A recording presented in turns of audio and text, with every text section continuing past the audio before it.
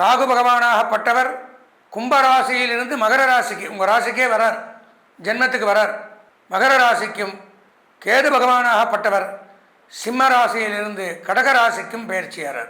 அப்போது இந்த ராகுகேது பயிற்சியின் மூலமாக மகர ராசியான நமக்கு என்ன நன்மை தீமைகள் நடைபெறப் போகிறது அப்படிங்கிறத இந்த 18 சித்தர்களில் ஒருவரான புலிப்பாணி சித்தர் அப்படிங்கிறவர் என்ன சொல்லியிருக்கார்.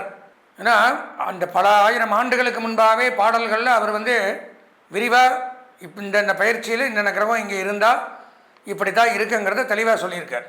நான் சொல்லலை, இதில் நன்மையும் இருக்கலாம் தீமையும் இருக்கலாம், மாறி மாறி இருக்கும். சில பேருக்கு ரெண்டுமே கெடுதல் பண்ணலாம். இப்போ இந்த மாதிரி காலகட்டத்தில் என்ன பண்ணணும்னா சொந்த ஜாதகம் தான் கை கொடுக்கும். சொந்த ஜாதகத்தில் ராகு கேதுக்கள் எங்கே இருக்காலோ அல்லது தசாபுத்தியில் ராகு கேது தசாபுத்தி இல்லாமல் இருக்கோ இதெல்லாம் தெரிஞ்சுக்கணும். இந்த 1.5 வருஷத்துக்கு நமக்கு நன்மையில் நடக்குமா, இது பொது பலன் தான். சொந்த ஜாதகத்தில் இருக்கிற ராகு கேது எப்படி இருக்காங்கிறத பார்க்கணும். அப்போது முதல்ல இந்த கோசார ரீதியாக பயிற்சி ரீதியாக எப்படி இருக்குது, அதுக்கு பிராயச்சித்தம் தான் சொந்த ஜாதகம்.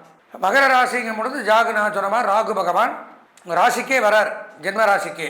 மகரத்தில் ராகு வரும் பொழுது ஜென்ம ராசி என்ன பண்ணுறாரு, சரீர இழைப்பு, உடம்பு தானாக இழைச்சி போயிடுமா. நல்லா கம்பீரமாக ஆச்சானு பாகவாக இருக்கக்கூடியவன் திடீர்னு பார்த்தோம்னா அப்படியே சொங்கி மாதிரி இருப்பான். இவர் ஆளே அடையாளம் தெரியல இப்படிலாம் சொல்கிறோம் பார்த்தீங்களா, காரணம் ராகு. லக்னத்தில் ஒருத்தனுக்கு ராகு இருந்தால் அந்த மாதிரி தான் இருப்பான். இதில் ராசியில் ராகு வந்துடுறார், சரீர இழைப்பை கொடுக்குறார்.